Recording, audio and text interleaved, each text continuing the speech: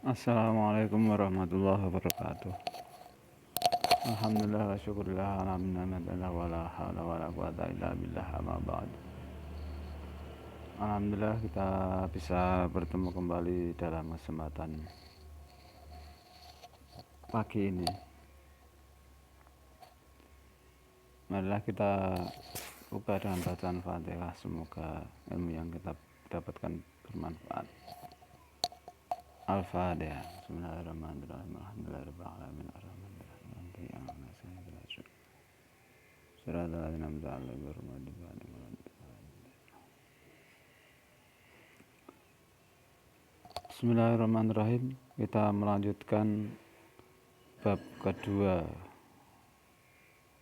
fikih kelas 7 MTS, bersuci dari najis dan hadas. Tentu sudah setiap hari kita sudah seringkali menjumpai najis. Untuk itu, menurut ajaran kita, ketika kita mau beribadah harus suci dari najis maupun dari hadas.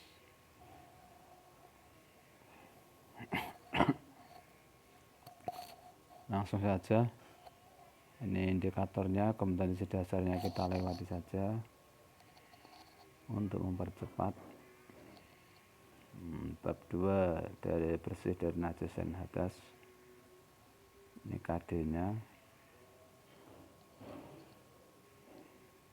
Ini peta konsepnya, tata cara bersuci dari hadas dan najis.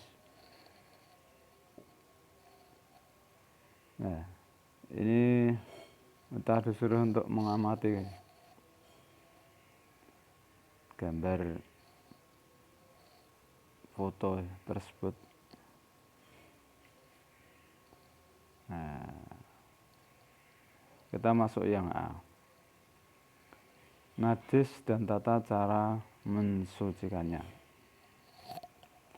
Menurut bahasa, najis berasal dari bahasa Arab, yaitu an-najsu atau an-najisu, yang berarti kotor atau menjijikkan, tidak bersih dan tidak suci, baik yang bersifat hissiyah. Hissiyah itu kelihatan, makna atau ma'nawiyah. Jadi kalau ma'nawiyah sesuatu yang tidak kelihatan, jadi tampak dan tidak tampak. Kalau hissiyah tampak, ma'nawiyah tidak tampak. Najis yang bersifat hissiyah adalah najis yang terlihat oleh mata dan dirasa oleh panca indera seperti jilatan anjing, kotoran manusia atau hewan kencing, darah haid, dan nifas. Najis yang bersifat ma'nawiyah adalah najis yang menodai akidah sehingga tidak dapat dilihat oleh manusia seperti syirik dan kufur. Menurut istilah, najis yang bisa diartikan suatu benda yang mengotori pakaian atau badan kita yang menghalangi sahnya ibadah kita kepada Allah. Najis adalah kotoran yang wajib oleh seseorang yang terkena olehnya. Menurut ilmu fikih, merupakan benda yang haram disentuh secara mutlak kecuali dalam keadaan darurat dan harus dibersihkan apabila terkena benda najis. Najis harus dibersihkan karena menghalangi sahnya ibadah. Jadi kita ketika akan melakukan ibadah harus suci dari najis, karena najis itu kotoran. Nah, untuk menguraikan sangat jauh, najis nantinya akan dibagi menjadi 3. Najis ringan, najis sedang, dan najis berat. Itu kalau bahasa Indonesianya. Kalau bahasa Arabnya nanti najis mukhaffafah, najis mutawassithah. Ruknya yang terakhir adalah najis mughalladah, najis berat.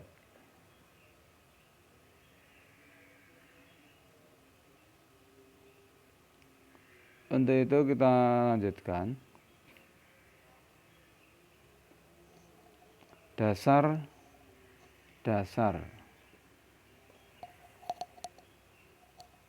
hukum perintah bersuci. Kita beribadah pasti tentunya ada hukumnya. Dasarnya, dasar hukumnya pasti ada.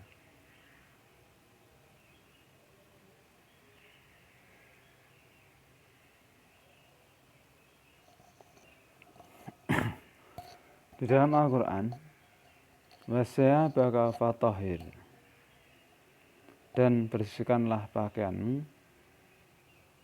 Di dalam surat Al-Mudaththir ayat 4.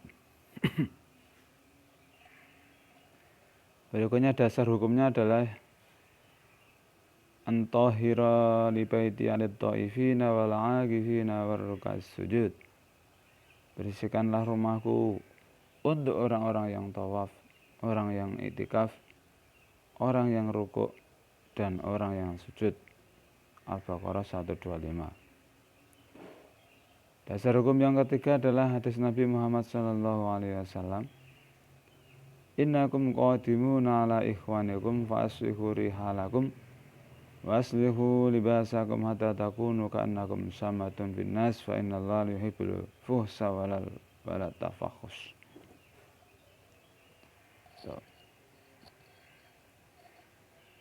Itu dasarnya. Kemudian selanjutnya macam-macam najis. Macam-macam najis ada 3. Itu yang pertama najis mukhaffafah atau najis ringan. Mukhaffafah adalah najis yang diringankan. Seperti contoh air kencing anak laki-laki dan perempuan yang belum pernah makan sesuatu kecuali ASI. Cara mensucikannya adalah cukup memercikkan ke bagian yang terkena najis sampai bersih. Itu biasanya di dalam buku lain itu biasanya hanya kencing anak laki-laki. Biasanya. Jadi sebelum bayi laki-laki tersebut, lebih lengkapnya adalah yang dikonsumsi hanya air susu ibunya saja dan sebelum umur 2 tahun. Kalau lebih dari 2 tahun maka najisnya berubah satu level, naik satu level, namanya najis mutawassithah, seperti kencingnya orang dewasa.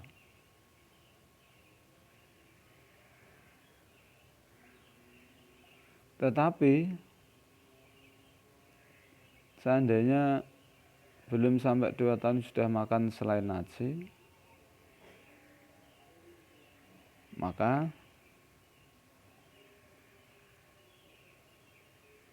itu juga berubah menjadi mutawassithah. Jadi pada intinya adalah sebelum umur 2 tahun dan yang dikonsumsi hanya air susu ibu. Tuh.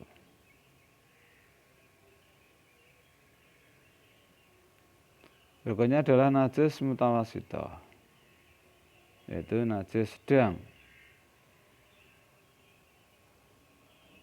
Mutawassithah merupakan najis yang berada di tengah-tengah antara mukhaffafah dan mughalladah, dan najis yang keluar dari kubul dan dubur manusia kecuali air mani. Jadi kebanyakan najis itu najis mutawassithah. Karena yang mukhafafah contohnya ya air seni anak bayi, air kencing. Mughaladah nanti ya contohnya najis anjing dan babi.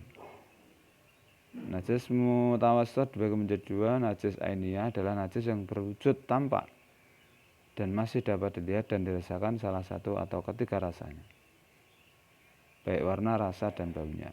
Adapun hukmiyah adalah najis yang tidak tampak seperti bekas kencing. Contoh-contoh najis mutawassithah di bawah ini. Jadi kecuali seperti kencing, bekas kencing itu hukumnya.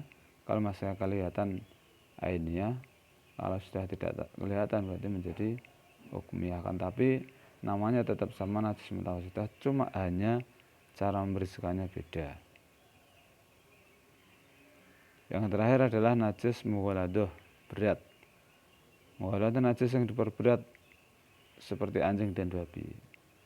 Termasuk najis ini adalah air liur kedua binatang tersebut, sperma keduanya dan anak-anak dari hasil persilangan keduanya dan lain-lainnya.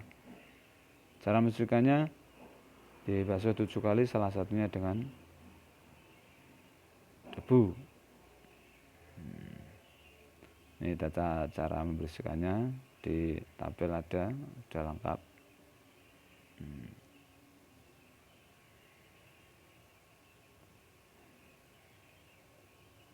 Sudah lengkap semuanya. Cukup sekian dulu ya. Kurang lebihnya mohon maaf. Wassalamualaikum warahmatullahi wabarakatuh.